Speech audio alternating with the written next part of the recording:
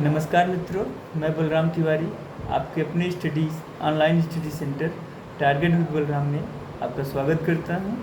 और आइए बढ़ते हैं अपने मिशन ARO 2023 की तरफ। जैसा कि नोटिफिकेशन आ चुका है, भर्ती कभी भी फॉर्म शुरू हो सकता है।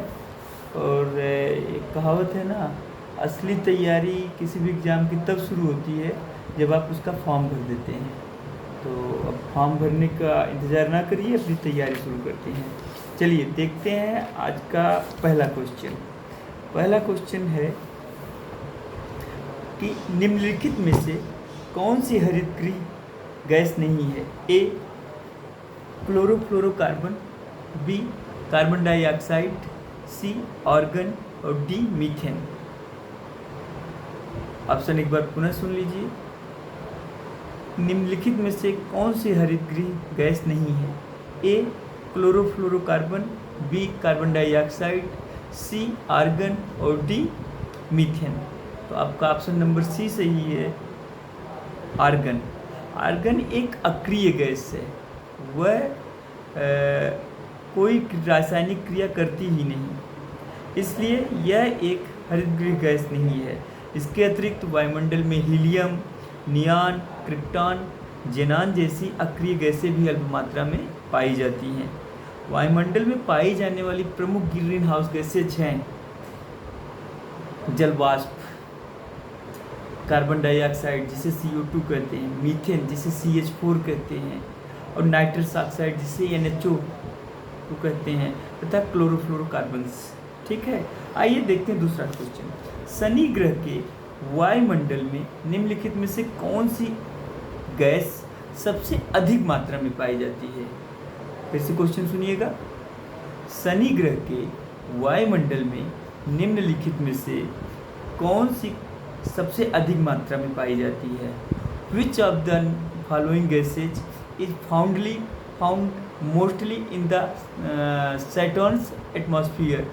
नंबर 1 और number A carbon monoxide, B nitrogen, C sulphur dioxide and D methane. So option D is correct, methane. Option D हमारा सही है, मीथेन।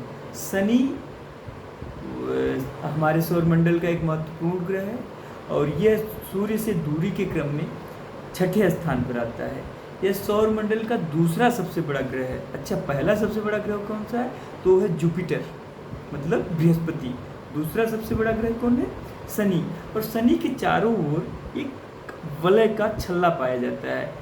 ठीक है, शनि का ऊपरी वायुमंडल पीला अमोनिया कणों से घिरा हुआ है, कणों की परतों से घिरा है। इस कारण शनि पीले रंग का दिखाई देता है तथा लगभग प्रत्येक 14.7 वर्ष में एक खगोलीय घटना में शनि के ग्रह के छल्ले कुछ समय के लिए लुप्त प्रतीत होते हैं। इसे रिंग क्रॉसिंग कहा जाता है। ध्यान दीजिएगा, शनि ग्रह के छल्लों के लुप्त होने की प्रक्रिया को क्या कहते हैं? रिंग क्रॉसिंग कहा जाता है। कई बार पूछा गया और यह क्वेश्चन भी PCS 2019 में पूछा गया है। ठीक है, इसमें वायुमंडल शनि में अवस्थित है तथा शनि के वायुमंडल की प्रमुख गैसें हीलियम, हाइड्रोजन, मीथेन तथा अमोनिया है। आइए आज के वीडियो का तीसरा क्वेश्चन देखते हैं, वो भी विज्ञान क्षेत्र से ही होगा। सौर ऊर्जा को विद्युत ऊर्जा में किसके द्वारा परिवर्तित किया जाता है? इस समय आप जानते हैं कि एनर्जी क्षेत्र में हॉटस्पॉट है सौर ऊर्जा, क्योंकि यह अच्छा एनर्जी का स्रोत है, कभी ना समाप्त होने वाला स्रोत है। तो ऑप्शन है आपके लेक लेंच कोशिकाओं द्वारा, दूसरा ऑप्शन है आपका फोटोवोल्टाइक कोशिकाओं द्वारा, और तीसरा ऑप्शन है शुष्क कोशिकाओं द्वारा, तथा चौथा ऑप्शन है वोल्टाइक कोशिकाओं द्वारा। तो आपका ऑप्शन नंबर बी सही है, फोटोवोल्टाइक कोशिकाओं के द्वारा। ठीक है, सौर ऊर्जा को विद्युत ऊर्जा में फोटोवोल्टाइक कोशिकाओं द्वारा परिवर्तित किया जाता है। ठीक, सौर स्ट्रीट लाइट सिस्टम और सौर ऊर्जा वाले फोटोवोल्टाइक मॉड्यूल हैं जो सूर्य के प्रकाश को सीधे दिन में बिजली में परिवर्तित करने हैं, जो कि एक बैटरी में संचयित होता है, संग्रह होता है और रात के समय सड़क पर प्रयोजन के लिए उपयोग किया जाता है। चलिए अगला क्वेश्चन देखते हैं। ये भी क्वेश्चन है आपका नेक्स्ट।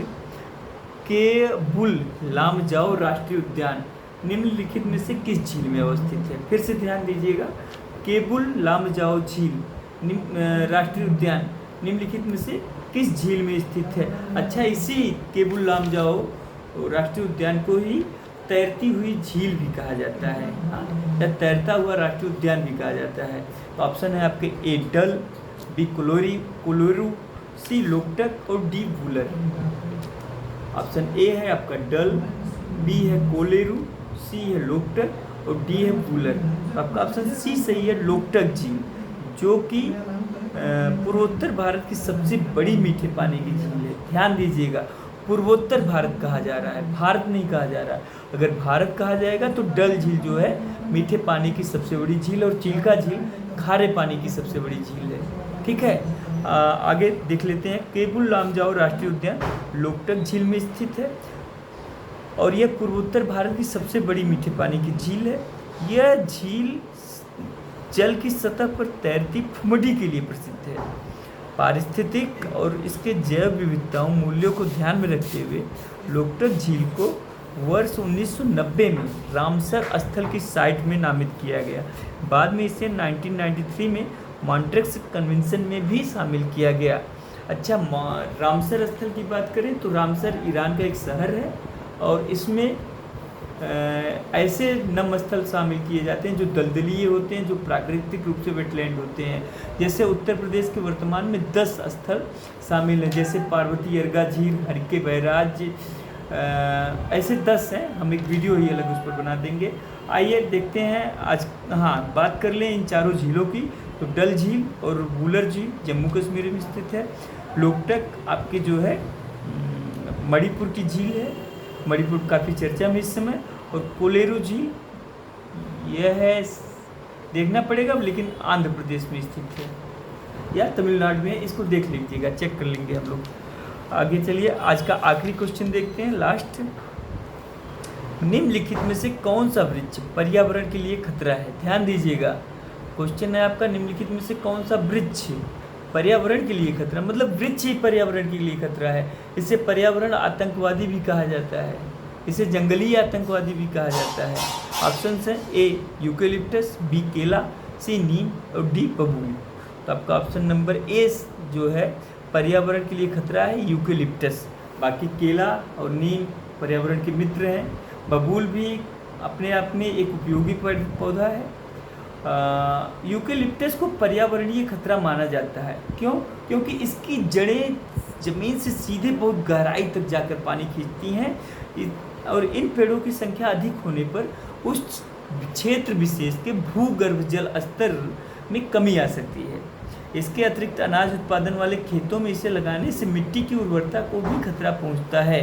विशेषज्ञों के अनुसार यूकेलिप्टस के पेड़ों को रोपण से रोकना चाहिए। अच्छा, वृक्षारोपण की बात हुई है तो अभी 22 जुलाई 2023 को उत्तर प्रदेश में 30 करोड़ पौधे लगाने का रिकॉर्ड बनाया गया है, विश्व रिकॉर्ड। और किसके नेतृत्व में? तो मुख्यमंत्री योगी आदित्यनाथ के। आशा करते हैं वीडियो आपको उपयोगी सिद्ध होगी। प्लीज़ चैनल को लाइक, शेयर एवं सब्सक्राइब करें। शुभ रात्रि, जय हिंद।